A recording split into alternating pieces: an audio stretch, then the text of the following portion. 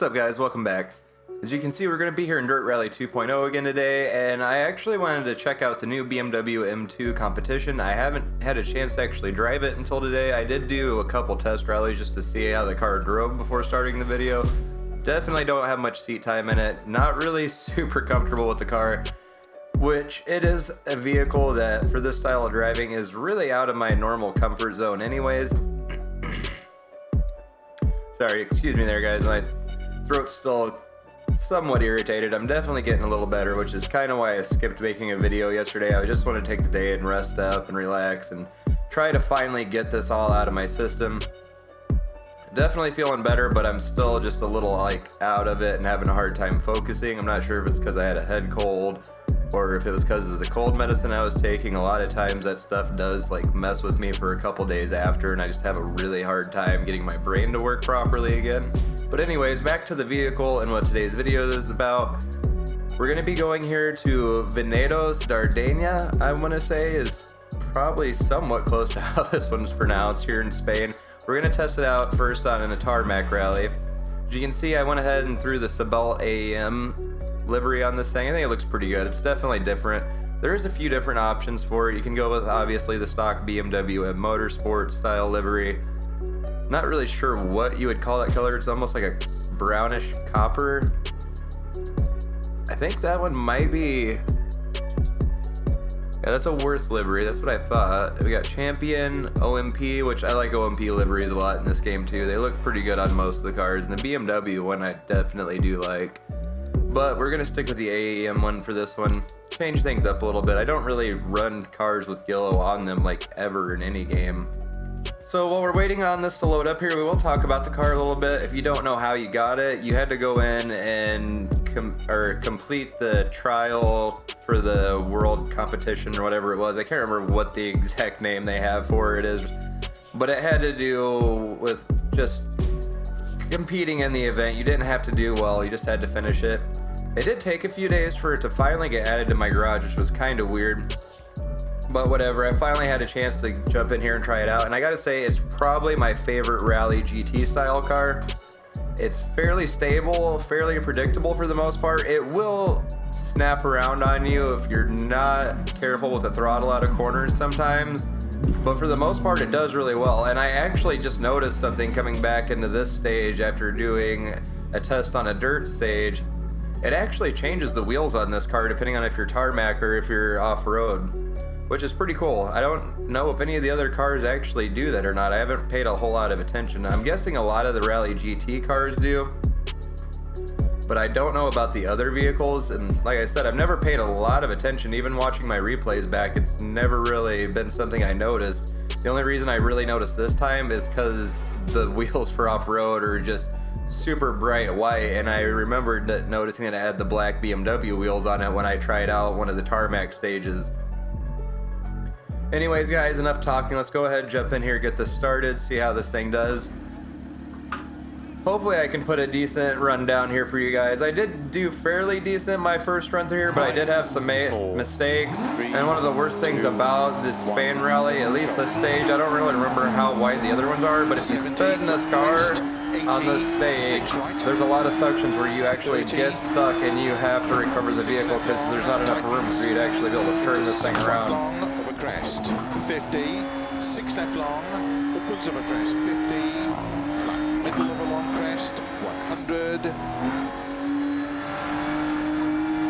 6 right, 100, 5 left long of a crest, 100, 4 right, extra long, opens, 100, slow, keep middle of a crest into 3 left tightens, 50, 6 left, 150. I am definitely going slower than is possible, but like I said, I want to try to put on as decent of a run as I can for you guys, show you how well the car actually does handle, not push it too hard, because there is a very fine line in this game on tarmac between having traction and just total loss of all traction, especially in this car. It's, like I said, it's really stable, but once it does break loose, it's really hard to recover it on tarmac. It's not so bad off-road though. 6 left long, tightens, 30, 5 right, extra long tightens, 30. Really need to shut up and pay attention to my driver calls too, because I keep slowing down. Cut, 5 right. That was close. Whenever I start talking, so I can't really hear what he's saying. 5 left long, opens over crest, into 4 right long, over crest. Into 4 left long over crest, slow 30, turn 2 right. 30. 4 right, keep left over 30, 3 right tightens, into 4 left, into 5 right, into 3 left, into 5 right. It's an extremely smooth driving car. I really like the way this thing feels. One of my favorites to drive on tarmac so far out of all the vehicles I've drove here in Dirt Rally. 30, 5 left long, into caution, 3 right tightens, into 5 right, into 4 left long, into keep right of a crest, 5 left. Oh, I almost died through the first, or died there the first time I ran this car through here. Into 4 right long. Such a deceptive corner. Long, opens, keep right of a 50, 2 left long tightens, opens, into 6 right, into 3 left long. Rear end got a little loose on me there. 3 right tighten. Definitely gets really technical through this section. The car does a great job keeping up with it though, as long as you don't ask too much from it. Into 2 left tightens, into 2 right long, opens, 30. 3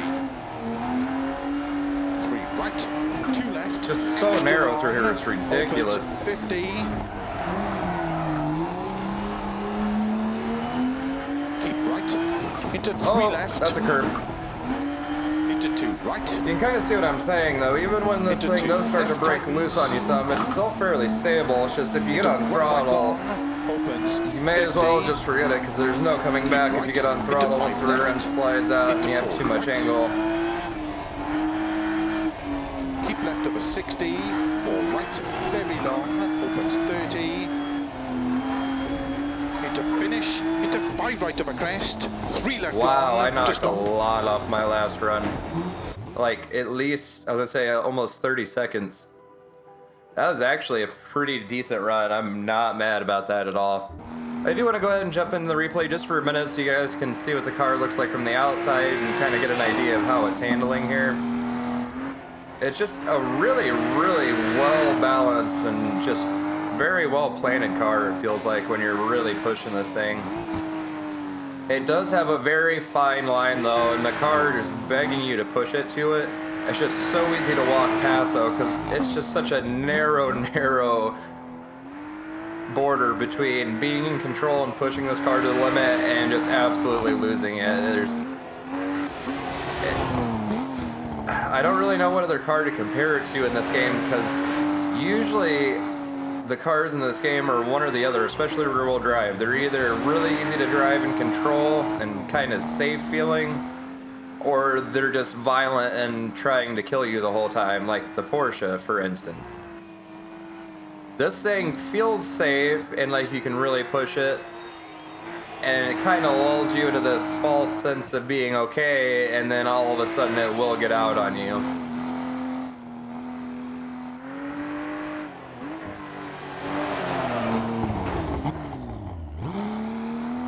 That could have gone real bad for me. I didn't even realize that it was that bad through there when I started to lose the rear end of the car.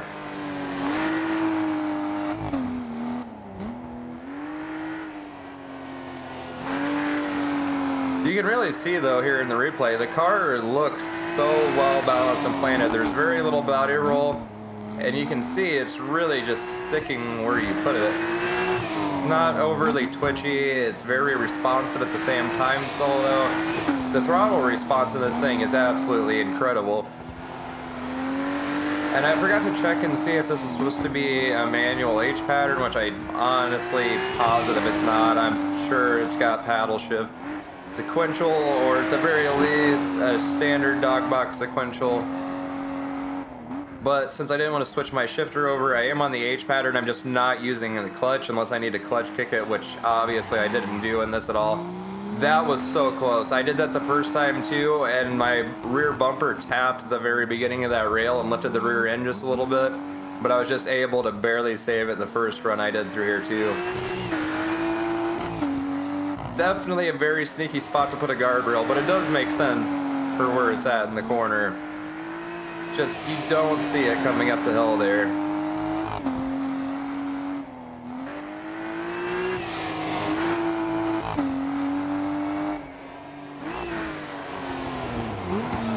I do gotta say too, this car sounds really, really great here in Dirt Rally 2.0.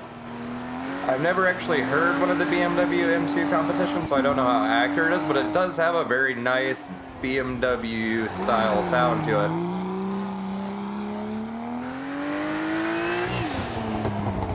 You can kind of see back there too where the rear end started to come out a little bit. Just getting off throttle a little bit and letting the car correct itself, it does very easily. It doesn't need much input from you at all, other than don't get on the throttle anymore, don't clutch it and do anything stupid. Just let the car sort itself out.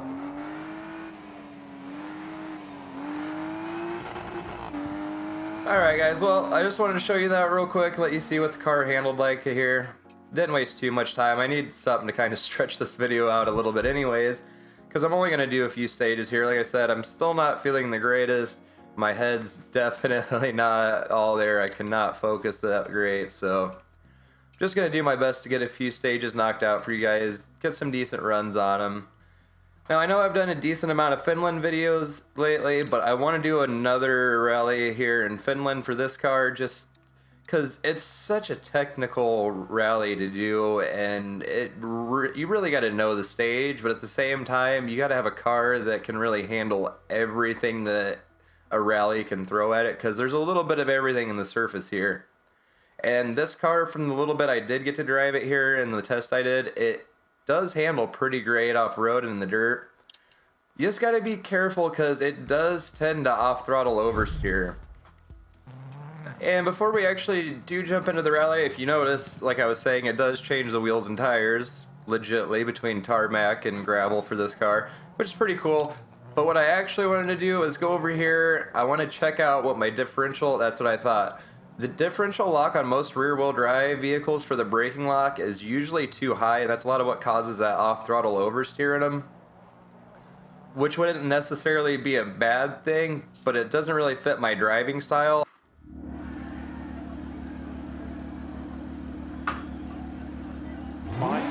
Alright, so we gotta be a little careful with this thing up the line here in the gravel. Since it is rear-wheel drive, it will just spin the tires up through the first couple of gears if you just completely floor it off the line, which is expected. Into 6 right of a crest, 100, crest, and 3 left long, 40.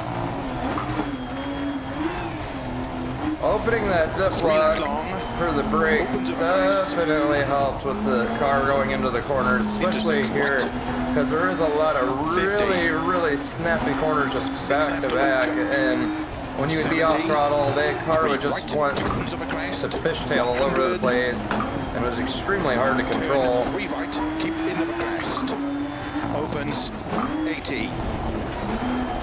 6 right of a crest, jump, 50.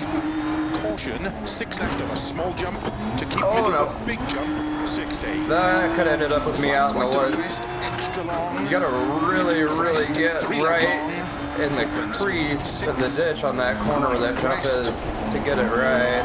I was out just a little too wide on it. Jump. And 5 right of a crest long past junction. 6 left of a crest. Into 6 right tightens. And keep left of a 50. 6 right of a big crest into turn 6 left, 80. 6 right of a crest, 4 left long, opens of a crest, 50. Oh! Turn 5 right, extra long, opens 30, 3 right. Almost ended up in that hole. And keep left of a crest, flat right of a crest, and 6 left, opens of a big jump.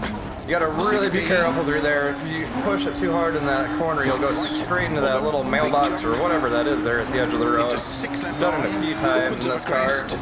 Into 5 right of a crest, 50, That's one thing about Finland is it really teases you to push the car even faster and faster. It gives you the confidence to do it. And it's usually a bad thing because usually that extra little bit of speed is just too much. Keep middle of a jump. 45 right, extra long, tightens 4, 30. 4 left long, opens up a big jump. 100. You gotta really be careful when you're using the ditches in this car. They can definitely help you out quite a bit, but if you're not careful, they will just absolutely ruin you like they just about did their teammate. Tightens of a crest, narrow, and turn late 4 left, extra long, tightens of a crest. That's such a sketchy corner right there too. 30, 4 right, very long of a crest, opens. 30, 6 right long. Car's just really easy to counter steer though on a slide and keep it moving. Keep middle of a jump. 30, flat right of a jump. 60, 6 right at house, opens 50, flat middle of a Here's the big one. And flat jump, 100. Flat left. Oh my god. Jump, and keep right of a crest, jump, 70. I almost died. Keep middle of a jump long, into 6 left of a dip, and crest, 150. 6 right of a crest long, tightens of a jump, 30, flat jump, 100 of a finish, flat middle of a big jump, 150 to stop. Not a bad run there either. Well done. I did beat my time, but not nearly as much as I did on the last stage, but still not bad at all for me not really being used to rear-wheel drive when it comes to rally-style racing. So while I do the outro, guys, here we'll go ahead and show this replay so you guys can see how the car actually drives from outside the car while we do our outro. I do gotta say, this is definitely probably my favorite modern rear-wheel drive car. I don't want to say classic rear-wheel drive cars, because there is a lot of those cars that are just, they have so much character and they're so much fun to drive because of it. Whereas this is just fun to drive because it drives so well for a rear-wheel drive car when it comes to rallying off-road. It takes whatever you throw at it, as long as you don't push the car too hard, you don't toss it in the corners crazy, and as you saw, you get a little bit of tuning done to it, it just drives amazingly. It's such a great feeling car. I have a couple more of the Rally GT cars I need to test out. I'll probably do that next week or maybe over the weekend. Tomorrow's video is going to be another Forza Horizon video because we are getting the new update, and we'll have a new car coming into the game. Speaking of, guys, if you play Forza Horizon, Toyota's back on board. If you didn't already know, they did go ahead and sign back on. And December 12th, we'll be getting the Supra back, and from what they're saying, we'll be slowly getting cars after that are from Toyota and Lexus as they get the models from the old games brought over, converted, and all that.